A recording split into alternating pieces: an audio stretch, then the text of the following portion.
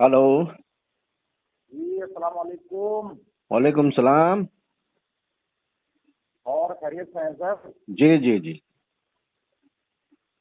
और सेहत वहत कैसी है आपकी? हाँ, सब ठीक है। जी, कहिए। सेहत तो है, ठीक है। यहाँ बारिश वारिश अच्छी है। अच्छा मौसम है। नहीं, बारिश तो बहुत हो रही है इस बार जो है। और शायद रहमतों की बारिश हो रही है मेरे ख्याल जी से। जी जी। और सही वक्त पर हो रही है। जी जी, मैं इसलिए मैंने आज फोन किया कि कल जो है एक बेंगलुरु में मीटिंग हुई है और एक दिल्ली में हुई है। जी तो उसमें मैंने ये महसूस किया कि अपनी मुस्लिम लीडरशिप की जो पार्टियां थी, कम जी से कम उत्तर प्रदेश, जी तो उसमें जो है ना एनडीए ने बुलाया और ना जो है कि यूपीए ने बुलाया सर। जी तो मैं ये सोच रहा हूँ कि कम से कम उत्तर प्रदेश में 15 या 12 करोड़ जो है मुसलमान है। और उसमें पार्टियां भी बहुत सारी हैं। जी जैसे डॉक्टर अयूब साहब हैं, आमिर रसादी साहब हैं। जी। लेकिन दोनों में से किसी ने भी उनको आवाज नहीं दी है। अरे भाई, तो उत्तर प्रदेश में वो वैसे साहब भी तो है ना। हाँ, और ओवैसी साहब भी यहाँ है, बात सही है। जी हालांकि वो यहाँ मतलब वैसे ही प्रेजेंटेशन देते हैं अपना, हालांकि पार्टी तो उनकी हैदराबाद की है। जी जी जी।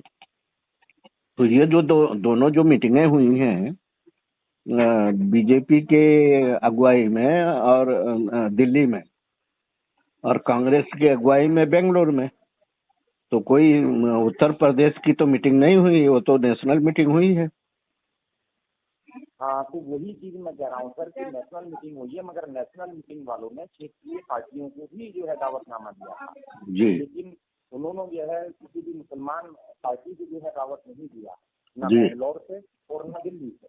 जी तो मुझे ये महसूस हुआ कि ये दोनों ही ग्रुप जो है, कांग्रेस और भाजपा, जी मुसलमानों की पार्टियों को पार्टियां ही नहीं मानती।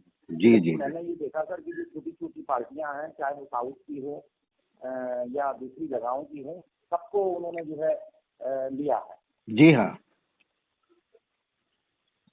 अरे यहाँ तक लिया है, 2% जिसकी आबादी है उसको भी लिया है भाई। बिल्कुल बिल्कुल बिल्कुल सही बात है। देखिए, जयंत चौधरी साहब को तो भी बुलाया गया है हाँ, यहाँ से। नहीं, जयंत चौधरी का तो ठीक है, समझ में आया कि वो कुछ तो रखते हैं। जयंत चौधरी से भी नीचे भी लोग मीटिंग में बुलाए गए हैं, समझे साहब। मैं ये कह रहा हूँ, मैं नाम तो सबका नहीं ले पाऊंगा, लेकिन इतना जानता हूँ कि 2% की आबादी रखने वाला जो समाज है उसकी पार्टी को बाकायदे न्योता दे के बुलाया गया है। और तुम्हारी आबादी 20-22% है, तुम्हें नहीं बुलाया गया है। तो डॉक्टर भारती साहब, ये आपको सोचना चाहिए कि आपकी तरफ से क्या कुछ हिकमत अमली में गड़बड़ी है क्या।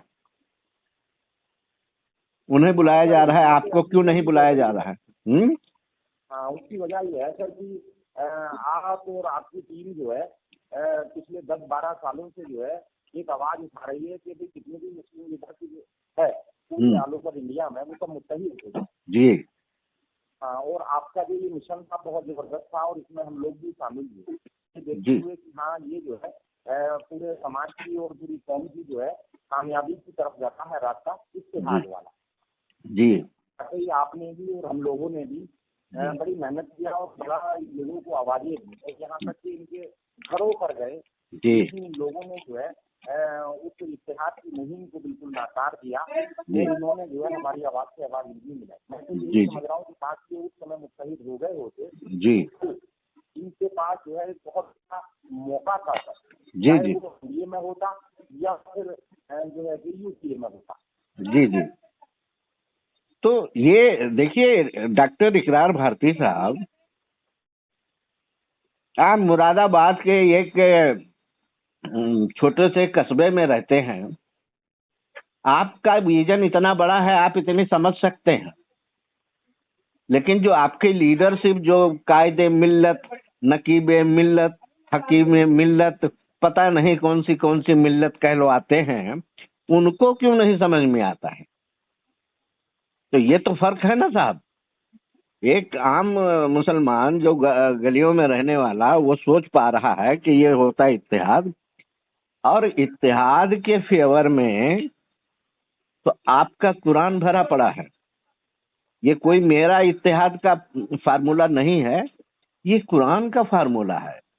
समझे साहब? आप देखिए, उसमें कई आयतें मिल जाएंगी कि भैया आप मुत्तहिद रहिए, आप आपस में फूट मत डालिए, वरना बर्बाद हो जाओगे, तबाह हो जाओगे। पुरानी कौमों को भी हमने जब नबी भेजे तो वो भी अपने आपस में ना इत्तफाकी करके वो बर्बाद हो रही, इस तरह के हवाले दे करके कुरान। तो ये इत्तेहाद का जो मामला है, समझे साहब, ये तो कुरान का है, कोई मेरा इस्माइल बाटली वाला का या इकरार भारती का नहीं है। अब सवाल यह है कि कोई इकरार भारती को नहीं मानता है या इस्माइल बाटली वाला को नहीं मानता है, उनकी टीम को नहीं मानता है, तो कोई बात नहीं। हम जैसे लोगों को ना भी माने तो ठीक है। सीधा सीधा वो कुरान की नहीं मानते, अल्लाह की नहीं मानते, रसूल की नहीं मानते, ये मेरा कहना है साहब। समझे साहब? तो जब जो जो लोग अपने अल्लाह के, अपने कुरान की या अपने रसूल की नहीं मानते, तो कैसे कोई भाव देगा भाई? नहीं भाव दिया है, उसका कारण यही है कि तुम्हें नाकारा मान लिया है उन दोनों तबकों ने, इसलिए इनकार कर दिया। तुम्हें पूछा भी नहीं, दावत भी नहीं दिया, तुम्हारी असलियत का पता चल गया। जी हाँ जी हाँ असल में इन्होंने अपनी अपनी पार्टियां बनाई हैं, लेकिन अपने लिए बनाई। जी कौम के लिए इन्होंने और मुसलमानों के लिए कोई पार्टी इन्होंने नहीं कायम की। जी ये चीज तो साबित हो गई। अगर काश मुसलमानों के लिए इन्होंने पार्टी बनाई होती तो ये अब तक मुत्तहिद हो गए होते। जी, बिल्कुल सही कहा आपने। मुत्तहिद अगर होते तो दोनों तरफ से भाव मिलता सर। कल जो है इन लोगों को बुलाया गया होता। जी, अब डॉक्टर इकरार भारती साहब, इनके भाषण सुनिए, इनके फॉलोअर के या इनके अंधभक्तों के, तो कहेंगे भाई मुसलमान साथ नहीं देता है। एक आम मुसलमान की हैसियत से मैं पूछता हूं, भैया तुम दर्जन भर से कम लोग हो पूरे देश में, एक दर्जन भी तुम नहीं पहुंच रहे हो। 22-25 करोड़ को कहते हो मुत्तहिद हो जाओ, इकट्ठा हो जाओ, तुम एक दर्जन इकट्ठा नहीं होके दिखाए अभी तक। हाँ, ये क्या फजूल की बातें कर रहे हैं ये लोग? तुम एक दर्जन नहीं हो सकते, 25 करोड़ को कहते हो कि मुत्तहिद हो जाओ और हमारे साथ आइए। ये लॉजिक तो मेरे समझ में नहीं आ रहा भैया। आम आदमी को, आम मुसलमानों को ये लॉजिक समझ में आ रहा। वो सीधा सीधा कह रहा है कि भैया तुम एक दर्जन लोग इकट्ठा हो जाओ, 25 करोड़ हम हो जाएंगे, क्योंकि तुम ही लोगों ने तो हमें बांट रखा है। तुम ही इकट्ठा हो जाइए, फिर एक मंच हो जाएगा। ये आम मुसलमानों सर ये अब ये 25 करोड़ नहीं है, ये 40 करोड़ हो चुके हैं। अब अगर बहरहाल जेन्युइन सर्वे किया जाएगा तो ये तादाद 25 से बढ़ के 40 करोड़ तक हो सकती है। अब बहरहाल अब वो आंकड़ा तो मेरे पास है नहीं, मैंने गिना नहीं है कि इतना है। लेकिन अंदाजन मैं भी बता रहा हूं, और आपने भी गिना नहीं है, आप भी अंदाजन ही बता रहे हैं। बहरहाल चाहे वो 22 हो चाहे 25 हो, जब 2% जो ऐसी पार्टियां हैं इनमें बुलाई गई जिनकी यानी तादाद 2% है उनके बिरादरी के, उन्हें न्योता गया है। और तुम अगर 20 करोड़ मेरे हिसाब से मान लीजिए 20% ही आप है, तो भी आपको नहीं पूछा जा रहा है। 2% वाले को पूछा गया, 20-22% वाले को नहीं पूछा जा रहा है। तो मैं समझता हूं कि आपको पलटकर अपनी तरफ सोचने की जरूरत है इकरार भारती, कि 2 वाले को पूछा जा रहा है, 20-22 वाले को पूछा नहीं जा रहा है। उसका कारण क्या है? तो उसका कारण मैं आपको बता देता हूं। 2012 से लेके 2022 तक इत्तेहाद मुहिम चलाई गई है, ये देश ने देखा है।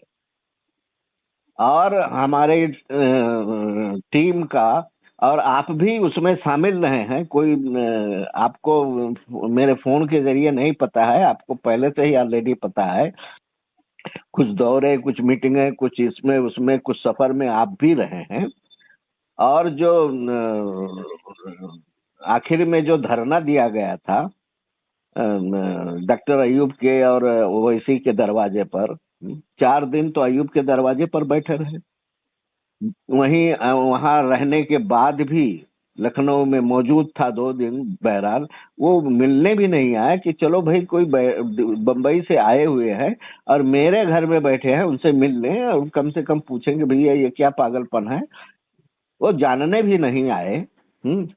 और वो वैसी साहब के दरवाजे जब गए तो उनका जो अध्यक्ष है, प्रदेश अध्यक्ष, वो शौकत अली, उसने माँ बहन की गालियां दी, हाथ पैर तोड़ने की बातें की, इस तरह की सब किए।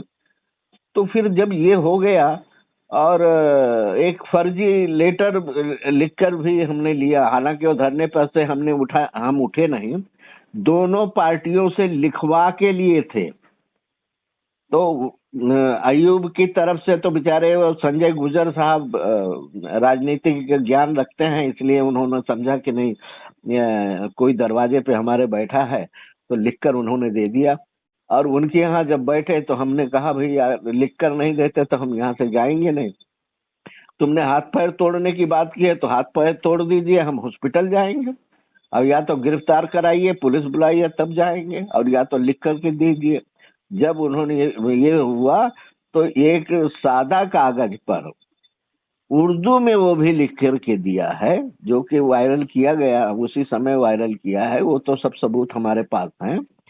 तो उसके बाद हम वहां से उठे, लेकिन उसमें माँ बहन की गालियां दी, हाथ पैर तोड़ने की बातें की, वगैरह वगैरह, वो भी लोगों को पता है। उसके बाद जब हम वहां से निकले बंबई की तरफ, तो हमने एक मैसेज दिया कि भैया लोगों को कि डॉक्टर अयूब और असदुद्दीन ओवैसी जीत गए और हम लोग हार गए, अब हम जा रहे हैं अपने घर। ये मैसेज मुस्लिम समाज में गया है, समझे साहब। और मुस्लिम समाज ने उसको समझ लिया, इनकी हैसियत समझ ली, इनकी नीयत, इनके इरादे को समझ लिया, और फिर इलेक्शन में उसका रिजल्ट दिखा दिया, सबका जमानत जब्त करा दिया, समझे साहब।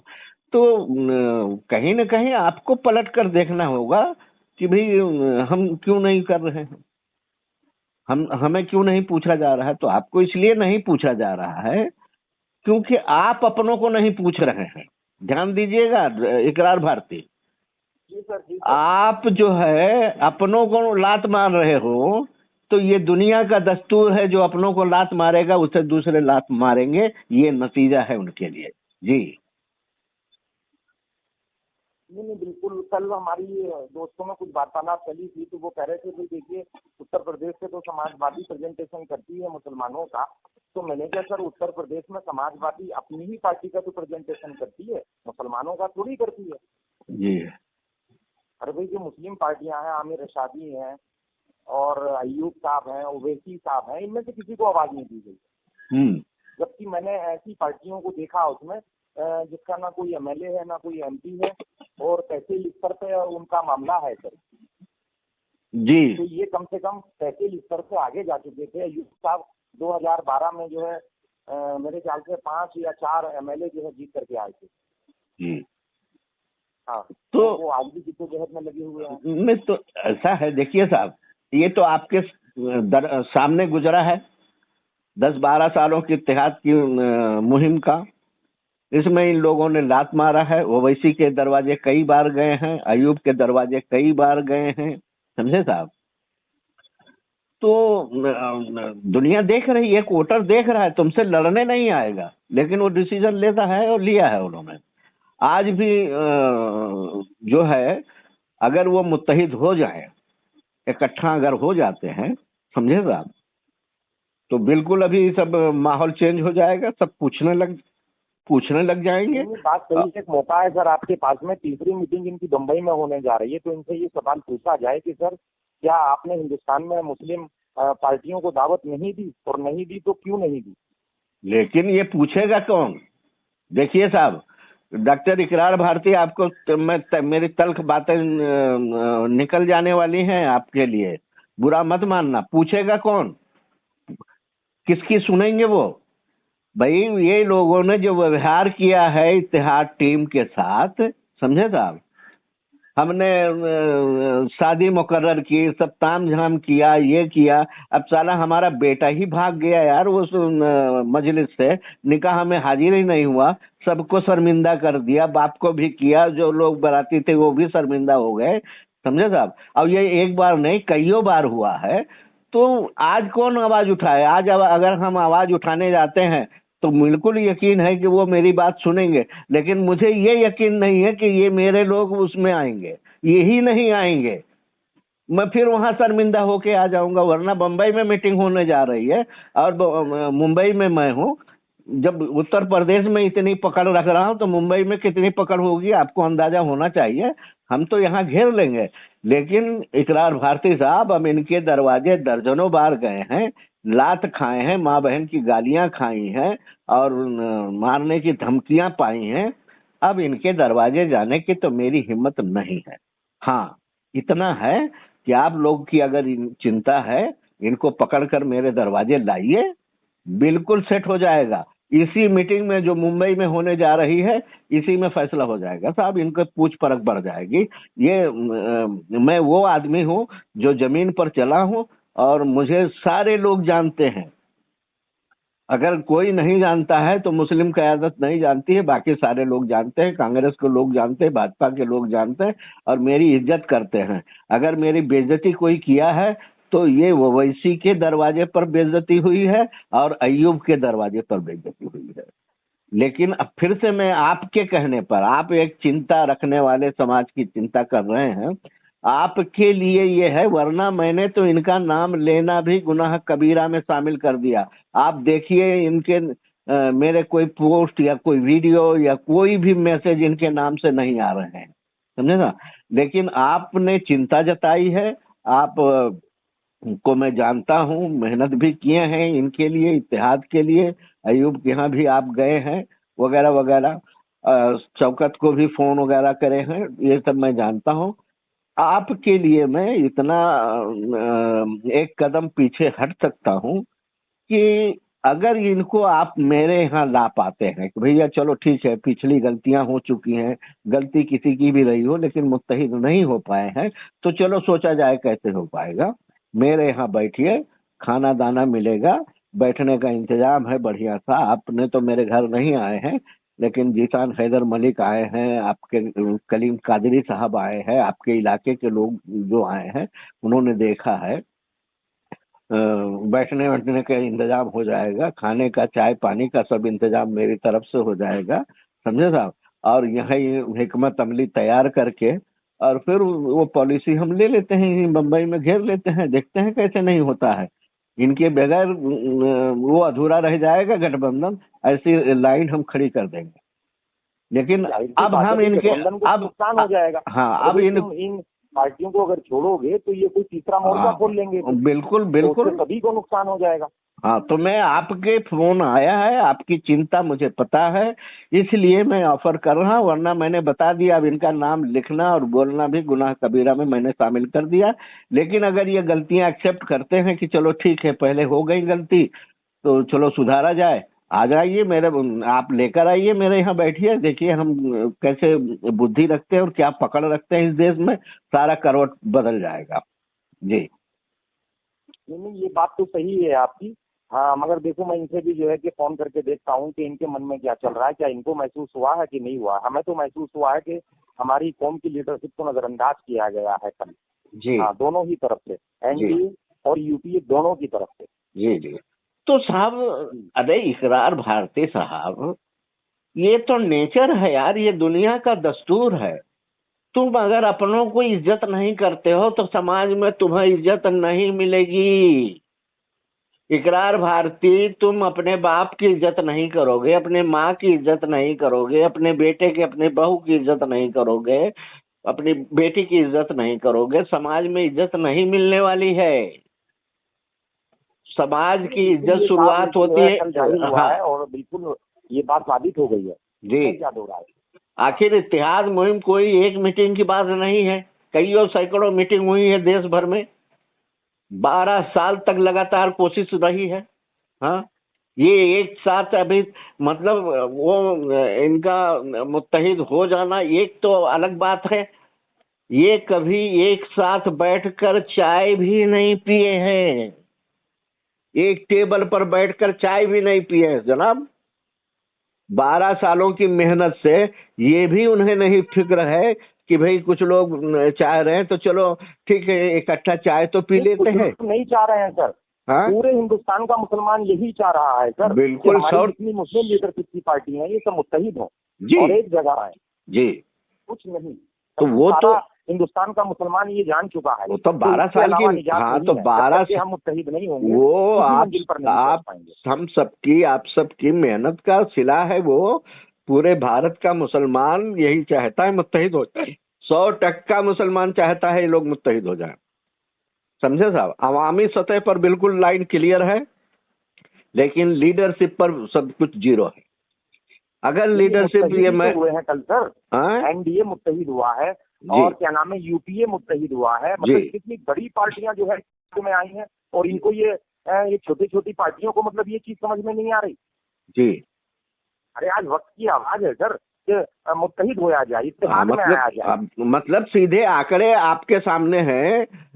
बीजेपी की अगुवाई में 38 पार्टियां कल दिल्ली में मीटिंग हुई, कांग्रेस की अगुवाई में 26 पार्टियां कल बेंगलुरु में मीटिंग हुई जी, समझे साहब। और उन पार्टियों की देख लीजिए, 38 पार्टियों का 26 पार्टियों का हैसियत कितनी है। इतने बड़े लीडरों को, इतनी बड़ी पार्टियों को ये महसूस हो रहा है कि बगैर इत्तेहाद के काम नहीं चल सकता। हाँ नहीं तो ठीक है ये हेलो वो इनको महसूस हो रहा है क्योंकि उन्हें राजनीति करनी है, बीजेपी को राजनीति करनी है, इसलिए उसे महसूस हो रहा है कि भाई अपने से लूले लंगड़े छोटे मोटे जितने हैं उनको साथ ले लो। कांग्रेस को भी लग रहा है कि भाई जितने छोटे मोटे हैं उनको साथ ले लो। अकेले आपके लीडर तो यार अकेले प्रधानमंत्री बनेंगे, देश में करवट ले आएंगे, देश की सरकार सब बनाने का गुमान है इनके पास, ये इस भरम में है। महसूस नहीं हो रहा दिल्ली में क्या जवाब मिला है इनको और गुजरात में क्या जवाब मिला है? और सबसे भयानक तो दिल्ली का है, आप नगर सेवक एक नहीं चुना पा रहे। 15 नगर सेवक खड़ा किए थे इन्होंने, जिसमें से 13 की तो जमानत जब्त हो गई। ये मैसेज ये कौन हेलो से जो है कि अपने राजनीतिक विरासत को चला रहे हैं, लेकिन रिजल्ट क्या है? 2 MP। तो इसका मतलब जो है 1,000 साल में इनके पास 201 MP हो ही जाएंगे। तो कौम इनको अपने फैसले सुना रही है। हेलो इनके पास किस चीज की कमी है सर?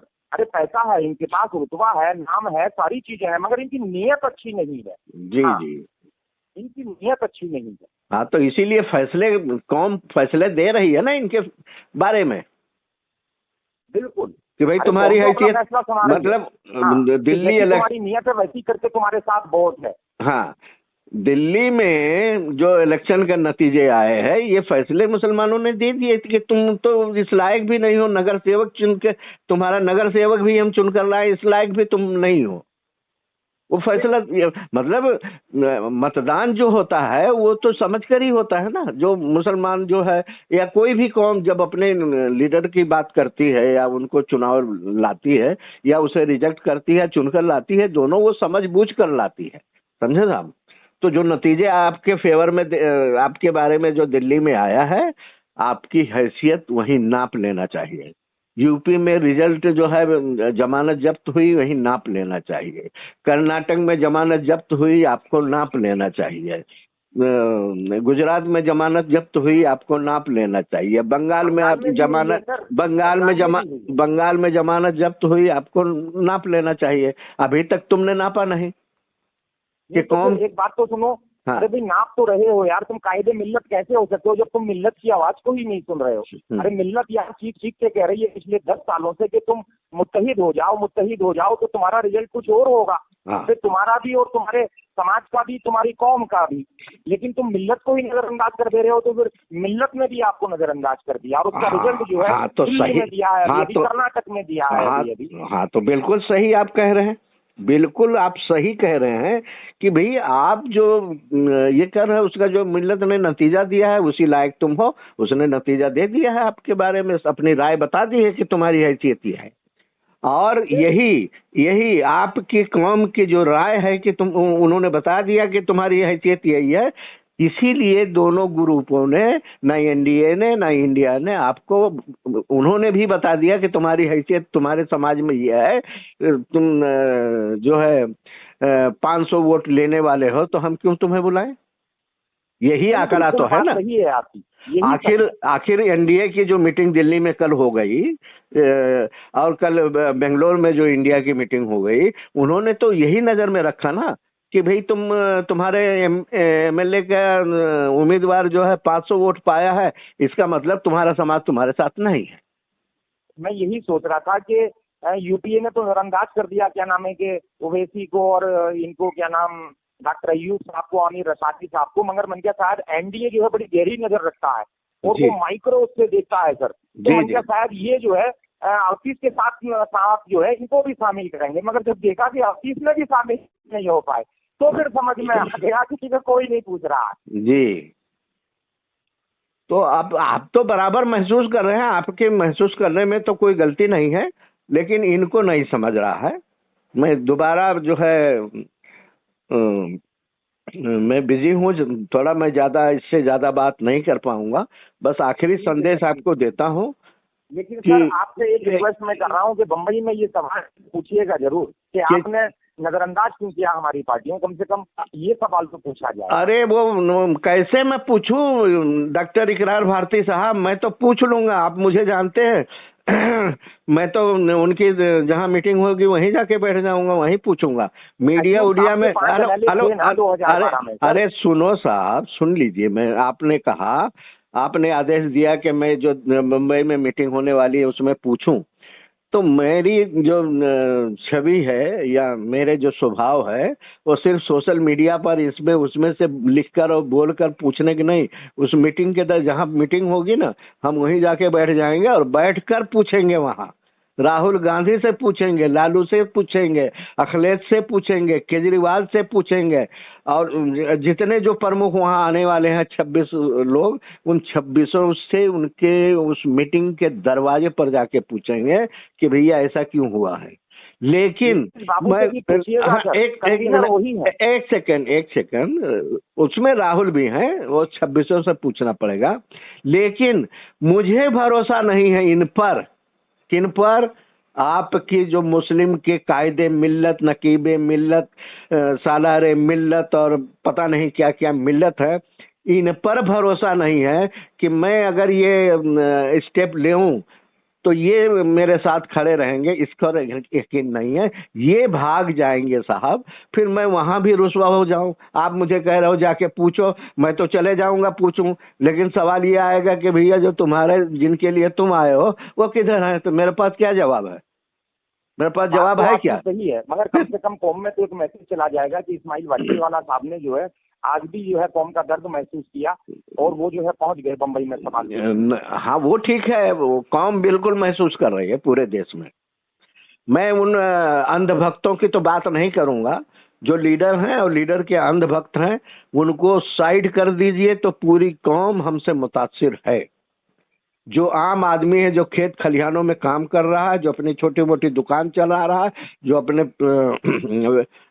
रोजी रोजगार में लगा हुआ है, वो सब मुझे देख रहे हैं, पढ़ रहे हैं, समझे साहब, और वही नतीजा है कि इनके साथ जो फैसले दे रहे हैं। अंधभक्त कभी इनके कौन हो सकते हैं? ये अंधभक्त, उनके वोट मिल गए 500 उनके अंधभक्त है, 500 अंधभक्तों ने दे दिया। रही बात ये, जनता ने इनको रिजेक्ट कर दिया है, वो मुझे पढ़ रहे हैं, सुन रहे हैं। और अभी अभी जो एनआरसी मसौदा हमने देश को सौंपा है, आपके लिए तो गर्व की बात होनी चाहिए कि 75 सालों में, आजादी के बाद 75 सालों में मुस्लिम समाज की तरफ से भारत सरकार को एक भी मसौदा नहीं दिया गया। ये पहला मसौदा है दिया गया है भारत सरकार को। वो बहुत ही मुबारक कदम है और आपके लिए बहुत मुबारक संदेश है, समझे साहब। ये भी उनको समझता ही नहीं है, उन्होंने तो शायद पढ़ा भी नहीं होगा। नहीं बिल्कुल आप सही कह रहे हैं जी, मगर इनके लिए नहीं सर, कौम के लिए उनसे पूछा जाए। देखिए साहब, मैंने कह दिया है, मैं इनके दरवाजे दर्जनों बार गया हूँ। इनको ले आइए, मैं पूछूंगा नहीं, गला पकड़ के इनको उसमें शामिल करूंगा। सब मेरे अल्फाज सुन लीजिए, वो उनके गला पकड़ करके इनको उसमें दाखिल कर लूंगा। नहीं, आपकी बात सही है, बिल्कुल दुरुस्त है सर। तो अब बस दुरुस्त है तो वो उनको पकड़ कर लाइए। मुझे मुझे खतरा है कि यही नहीं रहेंगे, यही भाग जाएंगे। 12 साल की मेहनत में मुझे यही लगा है कि इन पर ये भाग जाएंगे। ये आ जाए और हिकमत अमली तैयार, मैं दावत देता हूँ डॉक्टर इकरार भारती की तरफ से। डॉक्टर इकरार भारती अगुवाई करें, इनको ले आए, मेरे घर पर स्वागत है, समझे साहब, सबका। यही प्लानिंग कर लेते हैं और फिर भिड़ जाते हैं। ठीक है साहब, अस्सलाम वालेकुम। वालेकुम अस्सलाम।